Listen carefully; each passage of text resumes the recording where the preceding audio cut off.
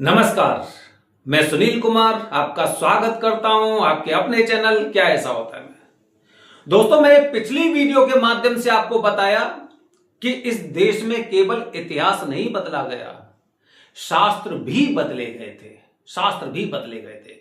जैसा कि मैंने क्या बताया कि काल सर्प दोष की पूजा के बाद या काल सर्प दोष की पूजा के दौरान नाग नागिन को प्रवाहित किया जाता है, ये सबसे बड़ा झूठ। आज दोस्तों अपनी वीडियो के माध्यम से आपको बता रहा हूं दूसरा झूठ, सबसे बड़ा झूठ, कि काल सर्प दोष की पूजा या फिर राहु शांति घाट पर करनी चाहिए। दोस्तों, उज्जैन में, हरिद्वार में, वृंदावन में या फिर गुजरात में कोई भी नदी हो गई हो, उस पर काल सर्प दोष की पूजा उनके घाट पर लोग काफी करते हैं। इंटरनेट पर, यूट्यूब पर आप वीडियो सर्च करिए, जैसे उज्जैन में आपको काल सर्प दोष का पूजन करना है, बहुत वीडियो आपको इंटरनेट पर मिल जाएंगे। 100 में से 100 लोग क्या कहेंगे कि यह पूजन आपको घाट पर करना चाहिए। 100 में से 100 लोग कहेंगे। ठीक है, आप काफी तो मैंने ऐसे लोग देखे हैं, हरियाणा के देखे हैं जो मेरे पास फोन आते हैं, मैंने गुजरात के लोगों को देखा है, मैंने मथुरा वृंदावन के लोगों को देखा है, काशी में, प्रयागराज में, यहां तक कि गया जी के भी काफी लोगों के जिस तरह से फोन आते हैं, वो बताते हैं कि हम यहां पर पूजन करने गए थे, घाट पर बैठकर ही, यहां पर तो काफी पूजन होते हैं, हमने भी पूजन करवा लिया। ये एक दूसरे नंबर का झूठ है कि काल सर्प दोष की पूजा घाट पर करनी चाहिए। दोस्तों, मैं आपको ये जानकारी इसलिए दे रहा हूं क्योंकि काल सर्प दोष की पूजा के कुछ विशेष मुहूर्त होते हैं, जिनमें से बसंत पंचमी निकल चुका है, महाशिवरात्रि निकल चुका है, और तीसरा सबसे बड़ा मुहूर्त अक्षय तृतीया 19 अप्रैल का है। ठीक है, तो आप में से बहुत से लोग काल सर्प दोष से मुक्ति पाने के लिए विशेष प्रकार की पूजन का आयोजन जरूर कर रहे होंगे, क्योंकि जब भी कोई विशेष पूजन होता है, विशेष दिन होता है, सर्वश्रेष्ठ दिन होता है, तो लोग फिर छोटा मोटा कार्य नहीं करते, उससे हमेशा के लिए मुक्ति पाने के लिए कार्य करते हैं। तो मैं आपको इसलिए बता रहा हूं कि कम से कम आपको यह जानकारी होनी चाहिए कि कौन सा शुभ कर्म है और कौन सा अशुभ कर्म है। शुभ कर्म को कहां करना चाहिए, अशुभ कर्म को कहां करना चाहिए, यह पता होना चाहिए आपको। दोस्तों, अशुभ कर्म कौन सा होता है, यहां से शुरुआत करते हैं। अशुभ कर्म होता है जिसमें अंत में शुद्धिकरण होता है। भगवान गणपति की पूजा या फिर वरुण देवता का पुण्यवाचन वंदना सबसे अंत में होता है, क्योंकि जो भी हमने पितरों के लिए तर्पण किया, पिंडदान किया, यह अशुभ कर्म माना जाता है। इसके पश्चात शुद्धिकरण होता है। भगवान गणपति, कोई भी पूजा हो गई हो, उसमें शुद्धिकरण के लिए भगवान गणपति की पूजा होती है। मतलब अशुभ कर्म क्या हो गया? अशुभ कर्म हो गया जो कि अशुभ कर्म हो गया कि जिसमें पिंडदान या फिर जैसे तर्पण करते हैं, ये एक अशुभ कार्य हो गया। और शुभ कार्य कौन सा हो गया? शुभ कार्य वो हो गया जिसमें भगवान गणपति पूजा शुरू में होती है। मतलब एक में अशुभ कर्म में भगवान गणपति पूजा अंत में होती है, उसे अशुभ कर्म बोलते हैं, और जिसमें भगवान गणपति पूजा शुरुआत में होती है उसे शुभ कर्म बोलते हैं। आप भी देखिए, घर में जब शादी समारोह होता है तो कार्ड में भगवान गणपति का फोटो होता है, सबसे पहला कार्ड भगवान गणपति को दिया जाता है, सबसे अंत में वो सबसे पहले दिया जाता है ना। तो ये आपको पता होना चाहिए। अब घाट पर देखिए, घाट का मतलब समझिए। घाट दोस्तों, जैसे कि आप छोटे छोटे होंगे, आप अपने घर में पूछिए, घर में जो आपके में बुजुर्ग लोग हों उनसे पूछिए कि जैसे कि सोरों जी हो गए, प्रयागराज हो गए, काशी हो गए, हरिद्वार हो गए, वृंदावन हो गए, यहाँ के काफी पंडित जी, पंडा जिन्हें पंडा बोलते हैं, इनके पास ज्यादातर हम लोगों के जो पूर्वज थे उनकी सारी डिटेल वगैरह, और ये उनके नाम से हमारी तरफ से कार्य करते हैं। ये साल में एक बार हमारे यहाँ पर दक्षिणा लेने के लिए आते हैं, जिससे वो लगातार हमारे पितरों को समय समय की तिथि के अनुसार वो कार्य करते रहे। ठीक है, ये वहां पे जो घाट वाले होते हैं। अब दोस्तों क्या स्थिति होती है? स्थिति ये होती है कि अब लोग को ये जानकारी नहीं है कि कौन सा कार्य हमें कहां करना चाहिए। ठीक है, कौन सा कार्य कहां करना चाहिए। घाट पर अशुभ कर्म किए जाते हैं।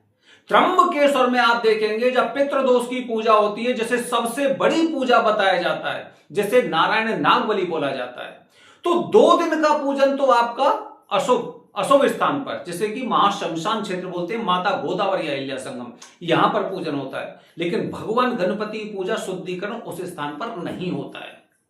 वो गुरुजी के घर पर होता है, तीसरे दिन घर पर होता है। मतलब शुभ कार्य शुभ स्थान पर होना चाहिए, अशुभ कार्य अशुभ स्थान पर होना चाहिए। घाट पर कभी भी शुभ कर्म को नहीं बताया गया है, नहीं बताया गया है। अच्छा, अब दोस्तों काल सर्प दोष की पूजा, काल सर्प दोष की पूजा शुभ कर्म, शुभ कर्म मतलब भगवान गणपति का पूजन सबसे पहले होगा, सबसे पहले होगा। अब जो लोग कहते हैं ये पूजन घाट पर करना चाहिए, जो ये कहते हैं कि घाट पर करना चाहिए, ये चंद लोग हैं। इन्होंने कुछ एस्ट्रोलॉजर के साथ मिलकर और इस तरह की एक षड्यंत्र रचा, जिसकी वजह से कि यहां पर ये घाट पर पूजन होने लगे और काफी लोग करवा रहे हैं। मैंने तो गुजरात में इतने लोगों को देखा है कि बाहर के लोग पंडित जी बन बनकर गुजरात में जा रहे हैं, सूरत जैसे क्षेत्र में। आप देखिए सूरत में ज्यादातर बाहर के पंडित जी होंगे, बाहर के, लेकिन पता ही नहीं वो बाकी में पंडित जी हैं या नहीं है, ये भी नहीं पता है। लेकिन सालों से पीढ़ियों से कार्य कर रहे हैं तो इसलिए उन्हें पंडित जी मानते हैं। पता चला कि कोई भी कार्य घाट पर करवा दिया, नारायण नागबली वहां पे करवा दी, जबकि वहां की विधि नहीं है, और इसी तरह से पैसा कमा रहे हैं।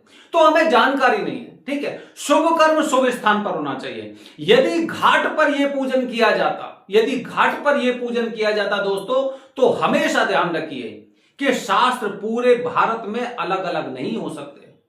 पूरे देश में शास्त्र, पूरे देश के लोगों के लिए शास्त्र अलग अलग हो ही नहीं सकते। अगर त्र्यंबकेश्वर में कालसर्प दोष की पूजा गुरुजी के घर पर होती है, गुरुजी के घर पर होती है, तो क्या सभी लोगों को वहां पर बोलना चाहिए कि नहीं ये वाली पूजा आप घाट पर करिए, घर पर मत करिए?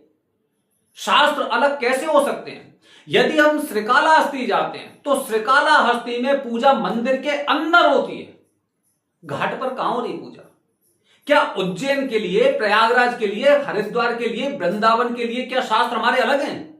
अगर शास्त्रों में विधान होता कि शुभ कार्य को आप घाट पर कर सकते हैं, तो त्र्यंबकेश्वर से इस पूजन की शुरुआत हुई है। उज्जैन में, गरुड़ चट्टी में, या फिर जैसे कि प्रयागराज में, हरिद्वार में कितने साल हुए होंगे, कितने साल हुए होंगे इस पूजा को होते हुए। मैंने तो खुद ने देखा है, करीब सन 2000 के आसपास में जगह जगह उज्जैन में कालसर्प की शांति करवाई, कालसर्प की शांति करवाई, जगह जगह इस तरह के वो होर्डिंग टाइप के लगे हुए थे। जबकि त्र्यंबकेश्वर जाएंगे तो त्र्यंबकेश्वर में देखेंगे किसी प्रकार का कोई बोर्ड नहीं लगा हुआ है कि कालसर्प दोष की शांति करवाइए, यहां पर करवाइए, वहां पर करवाइए। यहां पर उज्जैन हो गया, उज्जैन हो गए, प्रयागराज हो गए, काशी हो गए, वृंदावन हो गए, हरिद्वार हो गए, मतलब ये ऐसी जगह जहां पर हमें सालों हुए इस पूजन को शुरू किए हुए, सालों।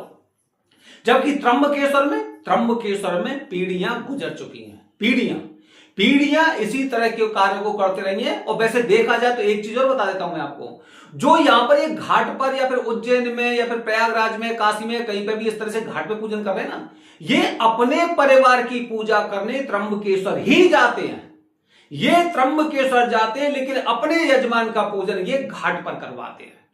ये चीज आपको समझनी चाहिए। विशेष मुहूर्त अक्षय तृतीया का आने वाला है। काफी बार ऐसा होता है कि हम ना कुछ चीजों से चूक जाते हैं।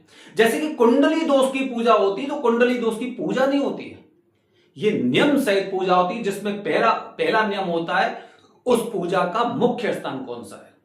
तो दोस्तों, अगर आपको भी ऐसे लोगों से संपर्क हुआ है, आपका ऐसे लोगों से संपर्क हुआ है कि कालसर्प दोष की पूजा घाट पर करिए, तो आप समझ जाइए घाट वाले ही हैं, ये घाट वाले ही हैं। अपनी पूजा यहां पर करवाएंगे और अपनी पूजा करने त्र्यंबकेश्वर जाते हैं। आपकी पूजा यहीं करवाएंगे, लेकिन खुद की पूजा करने त्र्यंबकेश्वर जाते हैं। अगर घाट पर पूजा होती तो त्र्यंबकेश्वर में, श्रीकालाहस्ती में, गरुड़ चट्टी में मंदिर के अंदर पूजा नहीं होती, फिर तो वो भी घाट पर होती। दोस्तों, चीजों को समझिए। शास्त्र पूरे भारत के लिए एक ही है, बल्कि पूरे, मैं तो ये कह रहा हूं पूरी दुनिया के लिए शास्त्र वही है। अगर किसी में बताया गया है कि हमें जीवों पर दया करनी चाहिए तो करनी चाहिए। ऐसा नहीं कि त्र्यंबकेश्वर में दया करो और उज्जैन में दया नहीं करें, काशी में बिल्कुल नहीं करें, ऐसा नहीं होता है। तो शास्त्रों के अनुसार चलिए। अपनी, कहते ना कि काफी लोग ऐसे होते हैं कि अपने लिए सहूलियत ढूंढते हैं कि मुझे तो उज्जैन पास पड़ रहा है तो यहां पे पूजा करवा लो, कोई समस्या नहीं, महाकाल बैठे हो करवा लो। लेकिन अगर उज्जैन में भी करवा रहे हैं तो यहां पर जो स्वयंभू बैठे हुए हैं, 84 महादेव बैठे हुए, राहु केतु का मंदिर है या फिर महाकाल मंदिर, यहां पर करिए ना। घाट पर आपको ये पूजा नहीं करनी चाहिए। ये बात आपको ध्यान रखिए कि ये एक ऐसा झूठ है जो फैलाया गया था। और किन्होंने फैलाया था? जिन्होंने किसी अच्छे अच्छे शिक्षण संस्थान से इन्होंने शिक्षा नहीं ली थी। ये किसी के पास में बैठकर ज्योतिषी बन गए। ज्योतिषी बनने के पश्चात क्या हुआ, इनका कांटेक्ट हो गया घाट वाले पंडित जी से, और फिर इसके बाद इन दोनों ने इस तरह का षड्यंत्र रचा है। ठीक है, तो ध्यान रखिए, आप खुद जिम्मेदार होंगे कि आप पूजन कहां पर करने वाले हैं और कहां पर करवाना चाहते हैं। शुभ कर्म को समझिए, अशुभ कर्म को समझिए। शुभ कर्म जिसमें भगवान गणपति की पूजा सबसे पहले होती है, इसीलिए काफी आसपास के आपके पंडित जी बता देंगे शिव मंदिर में इसमें कर लो, आपके घर में कर लो, यही तो कहते हैं। वो ये तो नहीं कहते कि चलो यहाँ के पास और कोई एक नदी बह रही है और उसके पास जाके हम आपका पूजन कर दें। कोई नहीं कहेगा आपसे, कोई कह ही नहीं सकता। अगर घाट पर पूजन होता तो सब जगह होता, ऐसा नहीं कि केवल कुछ चुनिंदा शहरों में ही होता। ध्यान रखिए दोस्तों, ये दूसरा सबसे बड़ा झूठ है कि घाट पर पूजन करना चाहिए। काल सर्प दोष की शांति कभी भी घाट पर होती नहीं है। आने वाली वीडियो में तीसरा सबसे बड़ा झूठ बताने जा रहा हूं, जिसकी वजह से लोग बहुत ज्यादा भ्रमित हुए थे। बने रहिए हमारे चैनल के साथ दोस्तों। हर हर महादेव, हरिओम।